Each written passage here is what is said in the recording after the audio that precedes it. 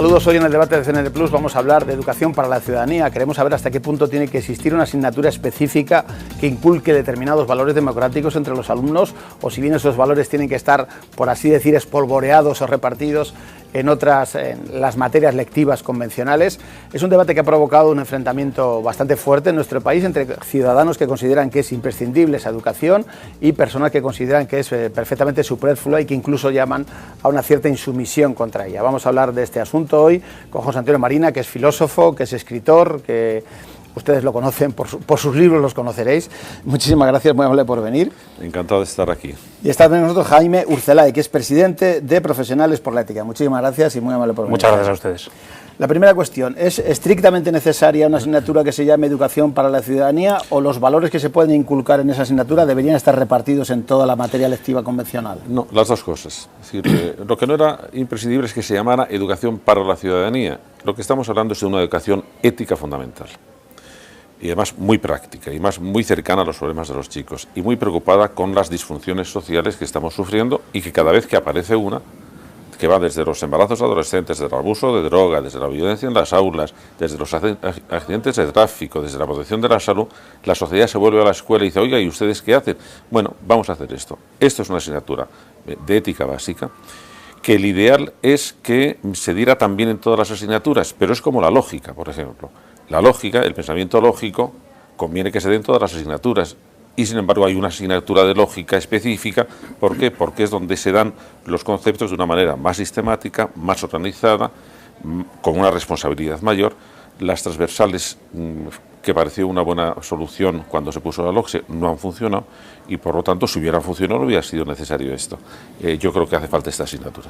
Jaime, ustedes critican esta asignatura porque consideran que es un adoctrinamiento, consideran que es innecesaria. ¿Cuáles son, digamos, el argumentario? Sí, nosotros no cuestionamos en absoluto la necesidad de la educación en valores en la escuela, ni la educación para una ciudadanía democrática. Lo que estamos cuestionando es cómo se ha planteado esta asignatura y en qué medida nace fuera del ámbito de la familia, no es respetuosa del derecho de los padres a educar a sus hijos según sus convicciones morales, y supone una intromisión del Estado a través de la educación obligatoria en un ámbito tan delicado y que todos tenemos la obligación de garantizar de tal manera, que es la educación moral. En la medida en que esta asignatura va más allá de lo que es la difusión de los valores constitucionales, de la educación en la buena ciudadanía, de la impartición de unos ciertos valores comunes, unas normas de comportamiento, cívicos, etcétera, y entra en la educación de la conciencia moral, entendemos que se está produciendo una especie de expropiación de algo que constitucionalmente está reconocido a los padres, o nos está reconocido a los padres, que es el derecho a educar a nuestros hijos según nuestras propias convicciones morales. Esta es la razón por la que estamos rechazando esta asignatura. Pero vamos, yo creo que, y he discutido otra vez con Jaime, es un tipo de cautela que yo creo que no tiene literalmente justificación. ¿Por qué? ¿Por qué razón? Vamos a ver. Cuando estamos hablando del derecho de los padres a educar moralmente, no estamos hablando de un derecho absoluto. Tú imagínate, por ejemplo, que un padre dijera, te voy a poner un ejemplo no de España, en Estados Unidos, el racismo más furibundo se transmitía a través de la familia, se mamaba en casa. De manera que la familia racista del sur de Estados Unidos quería que en las escuelas se segregara. ¿Por qué? Porque ellos tenían derecho a elegir, a educar moralmente a sus alumnos, a sus hijos como quisieran. Eso no es verdad. El Estado tuvo que decir, no, en las escuelas el Estado impone un tipo de moralidad. Claro que un tipo de moralidad. ¿Cuál? La que corresponde a nuestro modo de vida, a los valores constitucionales, a la ética universal. Por lo tanto, no hay por qué decir que en el momento que estamos metiéndonos en valores estamos alterando la moral. Claro que estamos formando moralmente, estamos formando éticamente. Es que no es formar moralmente decir a los chicos que la violencia es mala, que la discriminación es mala. ¿Qué hacemos? ¿No lo decimos? No, eso es una postura, Jaime, que es el querer... Yo, naturalmente, que tenemos la experiencia de que los estados totalitarios intentan adoctrinar, no los estados democráticos. Los estados democráticos tienen sistemas de defensa para hacerlo. Sí, si me permites, no es un derecho absoluto, evidentemente, nadie lo pretende, los derechos constitucionales tienen límites, pero sí es un derecho constitucional, y un derecho constitucional que los poderes públicos tienen obligación no solamente de respetar, sino, de acuerdo con el tenor literal del artículo 27 de la Constitución, de garantizar. Nadie pretende hacer, ni nadie está defendiendo un uso abusivo de este derecho de los padres a la educación de sus hijos, sencillamente pedimos que se respete. Nos parece peligroso que haya un poder, sea este o sea el contrario, nos da exactamente igual su color, que se arrogue la potestad de declarar cuáles son los valores éticos universales obligatorios para todos los ciudadanos. Una cosa es la Constitución, que es el marco fundamental de convivencia, que constituye un marco jurídico a través del cual se regulan las conductas en una comunidad, y otra cosa es pretender desarrollar una ética universal, que me parece una labor muy loable desde todos los puntos de vista, que forma parte del pluralismo, del debate, de la libertad de opción, pero que cuando se convierte en obligatoria, cuando se impone de manera coactiva por parte del poder político, cuando un gobierno se arroga la potestad de definir cuáles son los valores éticos universales más allá de la libre opinión de la gente, de su libre opción, y se acaba convirtiendo la ética en algo obligatorio, estamos hablando de otra cosa. Y esto es lo que nosotros denunciamos. Lo que hay en este asunto, Jaime, y esto es un asunto de más envergadura, es si se cree que hay unos principios éticos universales o no. Ese es el asunto. ¿Tú crees que hay unos principios éticos universales? Hay principios éticos universales. Esos son los que vamos a estudiar. ¿Y quién los define, José Antonio? En este momento, la Declaración de los Derechos Universales. Pero tú sabes muy bien que la Declaración de Derechos Universales declara una serie de derechos y que luego hay unos márgenes de interpretación. No, de acuerdo. Se ve en la pero realidad, lo único que estamos diciendo aquí... A su juicio, esos márgenes se saltan con este proyecto. Se saltan claramente. ¿En qué? Pues en la medida en que se apuesta por una determinada ética de las muchas posibles. Permíteme terminar un segundito, José Antonio. En la medida en que de las diferentes opciones, de las diferentes concepciones éticas que conviven hoy en una sociedad plural y multicultural como es la española y la europea, esta asignatura está apostando por una determinada ética, por una ética particular, muy respetable como todas las demás, pero que aspira a convertirse en universal, en obligatoria y a asfixiar cualquier otra opción que no pase necesariamente por esta. Dime un caso. Bueno, en la medida en que se está imponiendo una ética relativista. ¿Cuál? Pues esto es lo que está declarando en sus Pero vamos a ver, Jaime, es que ¿dónde está una ética relativista? En los contenidos de los decretos aprobados por el Gobierno.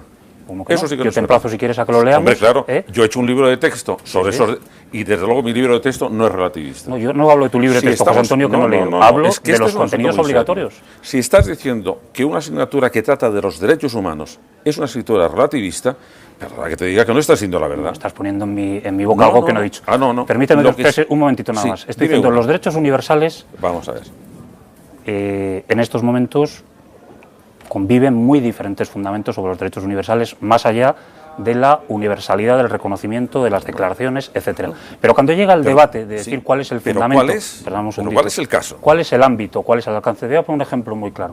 Cuando en España se plantea la interpretación del precepto constitucional en virtud del cual todos tenemos derecho a la vida, que es algo que nadie cuestiona, a lo que todos estamos de acuerdo, y no aceptaríamos que nadie se atreviera a defender que no todos tenemos a la vida. Pero claro, cuando llega el momento de darle alcance a este derecho y entran en liza cuestiones como la pena de muerte, o como el aborto, o como la eutanasia, o como la experimentación con embriones, o como la clonación, ¿qué es lo que nos encontramos? Una realidad que, más allá del juicio que nos merezcan las diferentes opiniones, constituye parte de la realidad social. Y es que conviven muy diferentes puntos de vista. Tratar de imponer un punto de vista unilateral sobre estas cuestiones de fundamentación de los derechos humanos, el asunto a la fuerza. No, el asunto, por lo que yo creo que en vez de proponer un debate serio, lo que estáis es creando una confusión, es por lo siguiente. Mira, dentro de la ética universal hay una enorme cantidad de consenso. Enorme cantidad de consenso. Y hay una franja de cosas discutidas, que tiene que ver con lo siguiente. Con lo que tiene que ver con el aborto, con la eutanasia, con la sexualidad y con las nuevas tecnologías. ¿De acuerdo? Ninguna de esas cosas está en este programa. Es que no están, es que aunque lo mires con lupa, no están. Pero por tanto, digamos, el sector que puede representar Jaime Arcelay, se quejan porque dicen que en esa educación para la ciudadanía se puede dar una idea de la familia, mentira. Que no es, digamos, la familia clásica, sino que puede ser la familia formada por un matrimonio gay, por ejemplo. Ahí ya voy a ser todavía más, voy a ser más rotunda. Eso es mentira. ¿Por qué? Porque lo único que está en el programa de mínimos es, había una primera formulación que ponía tipos de familia. Tipos de familia no es una evaluación, es una pregunta que está en los textos de sociales. ¿Cuántos tipos de familia hay en este momento?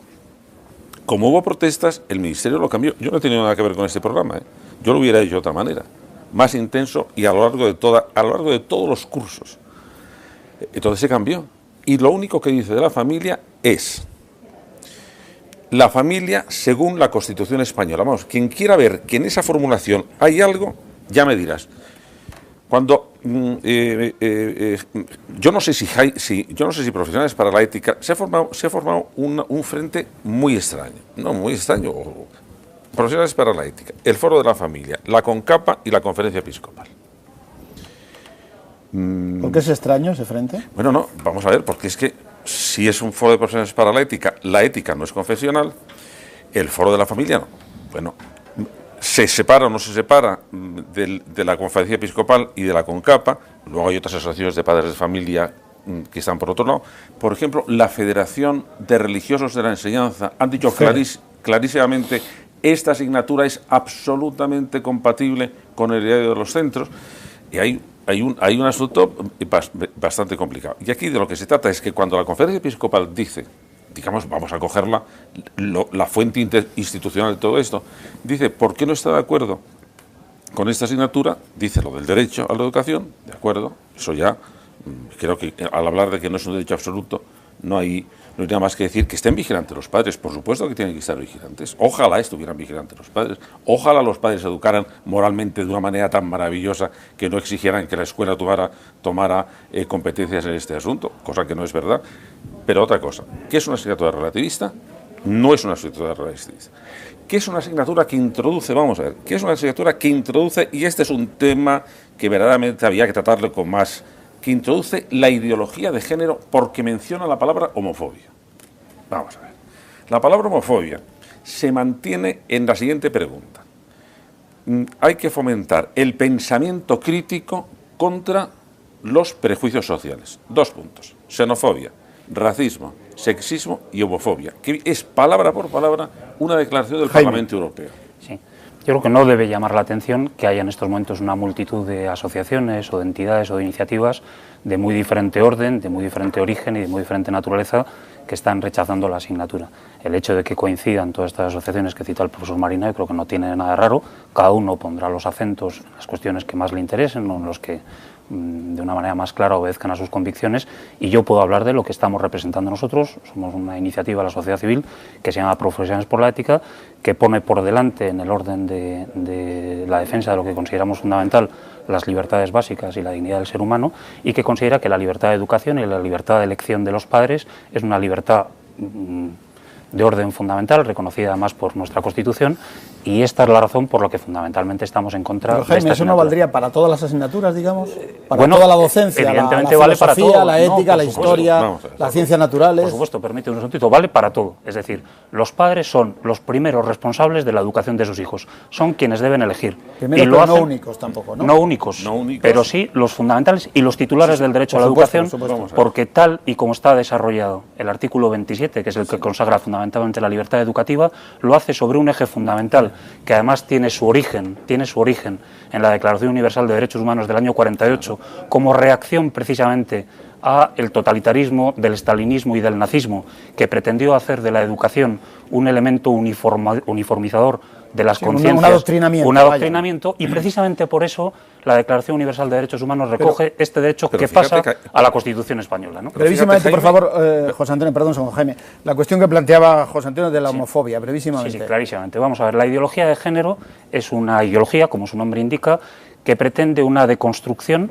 del sujeto en lo que se refiere a la sexualidad, considerando que el sexo no es un elemento antropológicamente constitutivo, sino es algo que va evolucionando, que es fruto de la cultura, que es fruto de las ideologías y que además puede ir variando a lo largo de la vida del individuo. José Antonio, sobre esto. No, y eso, estoy dando una definición. ¿Y eso qué tiene que ver con la homofobia? Sí, vamos, es que estaba terminando el argumento. No, la homofobia, digo, tal como aparece en este caso. Sí, si me dejas terminar. Alrededor de la ideología de género hay toda una terminología y hay toda una serie de conceptos que son los que dan sentido a esta construcción ideológica. Una de ellas es la consideración de la homofobia, más allá del sentido estricto que la Real Academia Española le da en el diccionario en estos momentos, considerando que cualquier juicio ético sobre la diversidad de lo que se llaman orientaciones afectivo-sexuales es constitutivo en sí mismo de una discriminación y es constitutivo de un factor perturbador de la convivencia. Todo el decreto, especialmente el de la ESO, está empapado de la terminología, de los conceptos. Estáis obsesionados con José Antonio, te emplazo a que leas el texto. Hombre, pero si homofobia, pero orientación si afectivo-sexual, preferencias sexuales. Naturalmente. Es decir, no estoy diciendo nada. Vamos a ver. Si José yo Antonio, respeto quien piensa primero, así, lo que no quiero es que se me obligue homofobia, a pensar así. No, homofobia. Claro, lo que estáis no dando... quiero que se me obligue. Estáis dando un mensaje como si... Mirar, cuidado con esta asignatura, que vamos a robar el alma de los niños y los vamos a hacer a todos homosexuales. Pero es que de verdad estáis insultando al sentido común. No, que no insultamos a nadie, José Antonio, no, no insultamos a nadie. Jaime, la palabra homofobia significa un prejuicio. Un prejuicio como todas las que terminan en fobia. Un prejuicio se considera que es un tipo de aversión, un tipo de discriminación que no está Te justificado. hago una pregunta muy sencilla, José Antonio. ¿Para ti es admisible con esta asignatura un juicio ético negativo sobre el comportamiento, no sobre las personas, que son merecedoras de absoluto respeto, en todo caso por razón de su dignidad? ¿Te parece admisible con esta asignatura un juicio ético sobre el comportamiento de esta naturaleza? ¿Sí o no? Pero es que no está en esta asignatura. Pero contéstame, ¿te parece admisible o no? Es que no está en esta asignatura. ¿Te parece admisible? Vamos. Con arreglo a esta asignatura. Pero es como se me dice, y con arreglo de esta asignatura, por ejemplo, la injerencia de los campos, la injerencia, por ejemplo, ¿en qué te voy a decir yo? En las declaraciones de derechos de parejas, ¿es justa o no es justa? Mira, primero, no es esta asignatura. Yo te lo puedo decir como profesional de la ética, que no tiene que ver con esta asignatura. Pero, por ejemplo, tenemos que tener un problema. En este momento, la identidad sexual es un tema que alguien tendrá que tratarla. Muy bien. Alguien tendrá que tratarla, ¿no? Sin ningún problema. Bueno, ¿quién lo va a tratar? Pues, en primer lugar, los padres. Muy bien. Y después, que Pero los vamos a padres ver, decidan que pero lo vamos a traten. ver, Jaime. Esto es ser respetuoso de la libertad. Lo Pero otro en es primer lugar, imponernos a todos tu punto de vista. En primer lugar, ¿tú crees que los padres tienen todos los padres, lo que hagan los padres está justificado?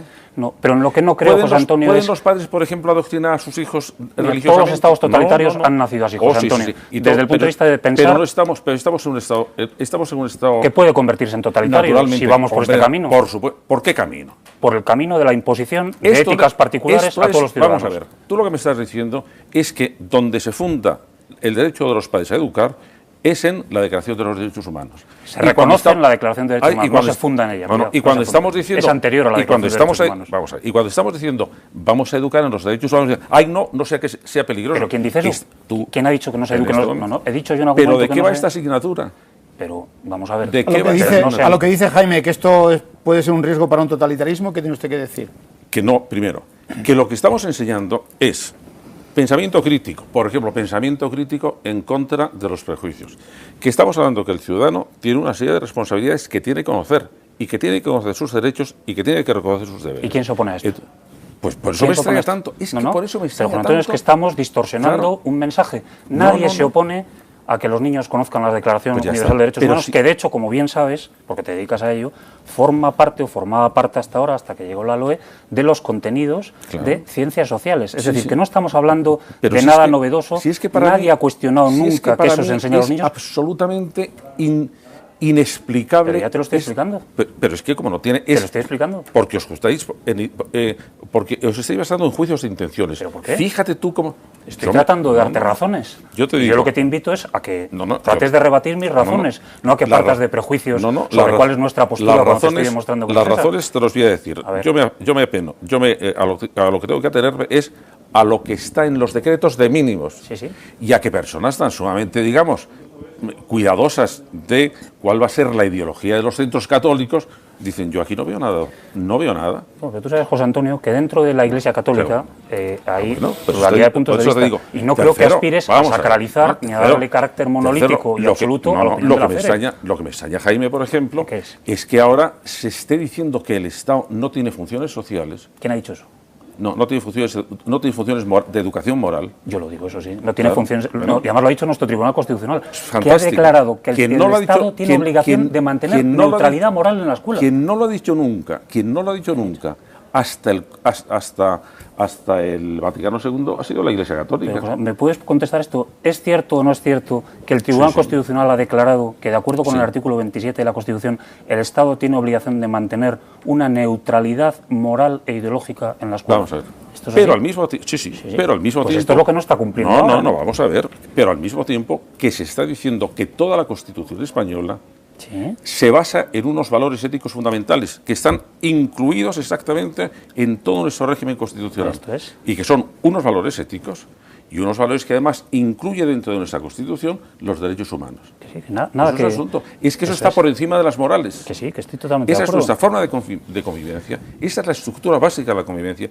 Eso es lo que no estamos haciendo, por ejemplo, Pero en que los el Consejo de siguientes Estado ha dicho que no puede esta asignatura, y lo ha dicho en su dictamen sobre el decreto de la ESO, ha dicho que una cosa es difundir efectivamente los valores morales presentes en la Constitución y los principios y corolarios necesarios para explicarlos, y otra cosa es hacer lo que ha denunciado el propio Consejo de Estado, que es ir más allá y tratar de construir, como se está defendiendo, un nuevo proyecto ético universal que se impone a las conciencias de manera coactiva. Vamos, que nos queda poco tiempo. Hay quien ha criticado a esta asignatura como una nueva formación del espíritu nacional. Bueno, eso sí que es malintencionado y no tiene nada que ver. Lo que hubiera sido una formación del espíritu nacional era cuando, como posiblemente tuviste tú que estudiar, se daba incluido en un bloque obligatorio hasta la universidad, formación del espíritu nacional y formación católica. Entonces sí era una formación del espíritu nacional. Ahora no. Ahora estamos hablando de educación en el espíritu democrático y en los derechos fundamentales y en hacer que la gente tenga un pensamiento crítico. ¿Cuál sería el ideal? El alumno que pase por esa asignatura, para usted, ¿cuál sería el ideal? ¿Que saliera con qué valores fundamentales básicos? Pues mira, te lo voy a decir, que sería con tres, el buen ciudadano, tal como yo lo he explicado, por poner como lo he explicado, tiene que tener tres grandes virtudes. La responsabilidad, es decir, tiene que tener un pensamiento crítico, tiene que saber justificar por qué hace las cosas y tiene que saber de quién es responsable. En segundo lugar, la búsqueda de la justicia. La búsqueda de justicia es, voy a ver cómo consigo valorar, tener un criterio de valores que está incluido aquí y tengo que aplicarlo a la vida concreta. Y en tercer lugar, la solidaridad. La justicia es solamente una de las virtudes básicas. Hay que prolongarla con la solidaridad, que forma parte de una convivencia justa, agradable, conveniente. Claro, es decir, que esos tres valores no se pueden enseñar porque pertenecen a una ética universal, claro que se pueden enseñar. Responsabilidad, justicia, solidaridad. ¿Ustedes qué es lo que creen que puede salir? Un alumno que digamos, asumiera esas ideas que están en las que se basa la asignatura. Comparto, por supuesto, con el profesor Marina el deseo de que todos nuestros hijos y todos los ciudadanos españoles sean educados en la justicia, en la libertad, en la responsabilidad, en la solidaridad, etcétera. Por supuesto, así tratamos de educar a nuestros hijos, quienes estamos rechazando esta asignatura. ¿Pero qué creen que va a ser, cuál creen que sería el resultado? Somos ciudadanos que pagamos nuestros impuestos, votamos en las elecciones, nos comprometemos en nuestro vecindario, tratamos de educar a nuestros hijos en el civismo, en el respeto, en la generosidad, etcétera. Pero lo que creemos es que con esta asignatura lo que se está educando es en el pensamiento único, es decir, en una visión unilateral de la ética, en un planteamiento de la vida que es el del gobierno actual y que, lejos de fomentar el espíritu crítico y la libertad de pensamiento, lo que se está imponiendo es la uniformidad en una ética que se pretende universal sin serlo y que se está imponiendo a través de una asignatura que está mal planteada. Mira, este es el problema. Como yo creo que es lo bueno de este debate es, ojalá, en vez de un enfrentamiento realmente muy justo, porque si quieres hablamos ahora del callejón sin salida que estáis metiendo a la gente en lo de la objeción de conciencia, que los padres se acerquen a la escuela, que los padres vean lo que estamos enseñando a sus hijos, que estén allí presentes. Hasta tal punto eso para mí me interesa, que mira, el libro este que estoy haciendo es un libro un poco peculiar, porque he escrito un libro para los alumnos y he escrito también un libro de educación para la ciudadanía para los padres, paralelo. Decirme usted, esto es lo que estamos enseñando, para que usted lo sepa y para que usted colabore con nosotros. A ver si tiene usted algo donde pueda entrar en conflicto, porque es que si no, movernos en generalidades, vamos a ir a las cosas concretas. ¿Cuál es el libro de texto que van a estudiar tus hijos? Me da igual que sea el que ha hecho Manaya, el que ha hecho... A ver qué hay allí. Terminando, Jaime Celay, ¿ustedes están, digamos, tan contrarios a esta asignatura que pueden plantear eventualmente una insumisión? No, no es exactamente una insumisión. Nosotros estamos, desde hace ya algún tiempo, dando información a los padres sobre el alcance de esta asignatura, sobre los contenidos obligatorios, y les estamos diciendo que nuestra Constitución prevé un mecanismo específico en el artículo 16, que es el derecho a la objeción de conciencia, y que, por lo tanto, si algún padre de familia o alguna madre de familia considera que esta asignatura, una vez estudiados los contenidos mínimos, es contraria a sus convicciones morales, tiene todo el derecho del mundo, y nadie se lo puede negar, ni puede ser perturbado por ello, a ejercer un derecho democrático fundamental, que es el derecho a la objeción de conciencia, que no es insumisión, es un derecho constitucional, amparado por nuestro Tribunal Constitucional, y que al final deja en manos del sujeto, de cada persona, la libre opción respecto a una cuestión... A no ir a clase, por ejemplo, a no ir a esa clase. No ir a clase amparándose en este derecho, efectivamente. Esto es lo que estamos proponiendo y lo que estamos objeción de conciencia. He dicho en sumisión, quería decir objeción. No, es objeción de conciencia, que es un derecho constitucional. Pero no le estoy diciendo nada más que la mitad del asunto. No, completo. Te emplazo a que leas nuestra guía, José Antonio, dice todo. Estáis mandando ya hasta los... Pero no les... ¿Has leído nuestra guía? Sí, claro. ¿Y hay algo que estemos ocultando? No. Sí. ¿Puedes comentar algún caso? Sí, por ejemplo, lo que puede pasar si no se admite. Está explicado aquí. Es que, por ejemplo... Que si no se admite, van a suspender a su niño y que si suspende a su niño, tiene la posibilidad de instar en vía jurisdiccional la defensa del derecho. Está explicado aquí con todo detalle. Segundo, ten tranquilidad. Que se va a encontrar con que si no aprende... En principio, mira, si es que hasta el obispo de Jaén lo dijo el otro día. ¿Pero por qué absolutizas tanto la opinión de determinados sectores de la Iglesia? Es que sacralizas y le das un carácter monolítico a opiniones... El asunto está. Los chicos, en primer lugar, si no van los chicos a clase, se plantean problemas muy concretos dentro del aula. ¿Qué es que hacen esos chicos en un centro? Bueno, pues el colegio tendrá que prever qué hace para que esos chicos estén atendidos desde el punto de vista pedagógico. Tendrán que ir los padres a cuidar a los chicos esa hora. Pues que vayan, merece la pena. De acuerdo, merece la pena. Estamos hablando de cosas muy serias, ¿no? Y tan serias. Segundo, que el derecho a la objeción de conciencia, que está afortunadamente en la Constitución, pero solo está determinado para un caso. En los otros casos tienen que decidir los tribunales. No. El Tribunal Constitucional ha dicho que es un derecho de aplicación directa. Y te voy a poner un ejemplo. Hay muchos facultativos que diariamente, hoy probablemente, se estén negando a realizar prácticas de aborto en base a un derecho reconocido por la Constitución. Tienen que reconocerse, como por ejemplo han sido los farmacéuticos, porque el Tribunal Supremo, el Tribunal Constitucional dice, si esto se generalizara, quedaba en crisis el Estado de Derecho por completo, porque todo el mundo podía decir, yo en esta...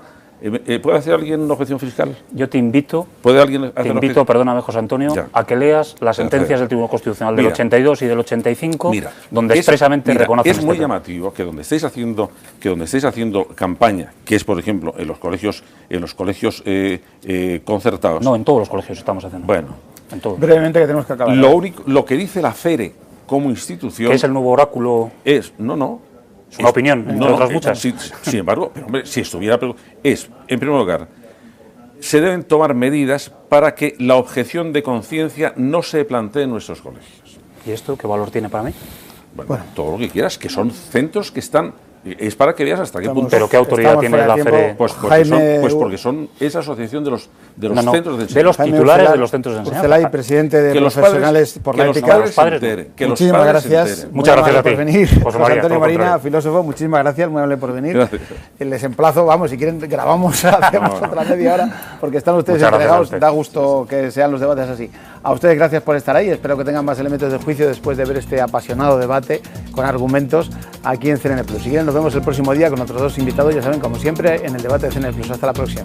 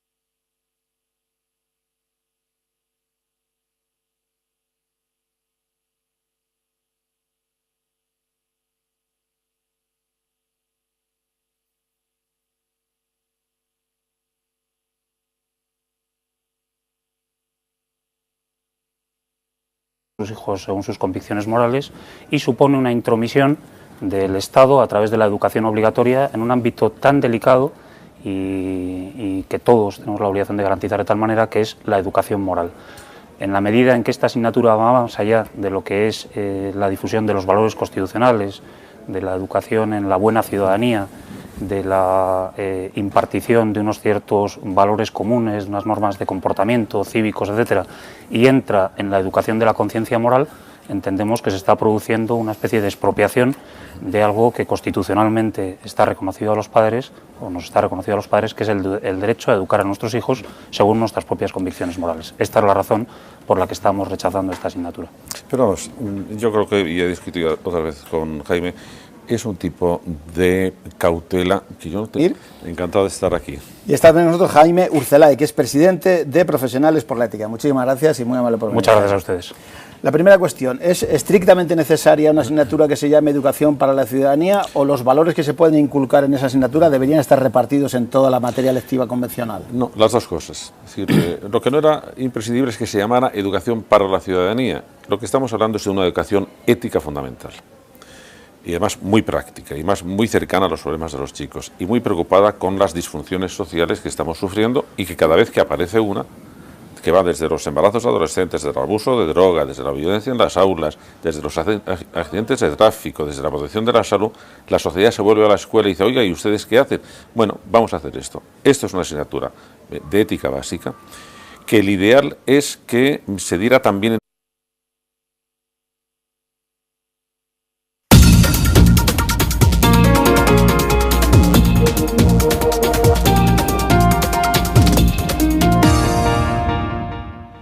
Saludos, hoy en el debate de CNT Plus vamos a hablar de educación para la ciudadanía. Queremos saber hasta qué punto tiene que existir una asignatura específica que inculque determinados valores democráticos entre los alumnos o si bien esos valores tienen que estar, por así decir, espolvoreados o repartidos en las materias lectivas convencionales.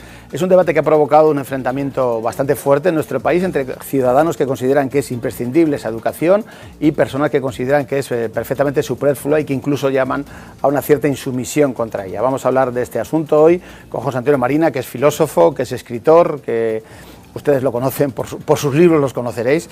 Muchísimas gracias, muy amable por venir. Todas las asignaturas, pero es como la lógica, por ejemplo. La lógica, el pensamiento lógico, conviene que se den todas las asignaturas y sin embargo hay una asignatura de lógica específica. ¿Por qué? Porque es donde se dan los conceptos de una manera más sistemática, más organizada, con una responsabilidad mayor. Las transversales, que pareció una buena solución cuando se puso la LOCSE, no han funcionado y por lo tanto si hubieran funcionado no hubiera sido necesario esto. Yo creo que hace falta esta asignatura.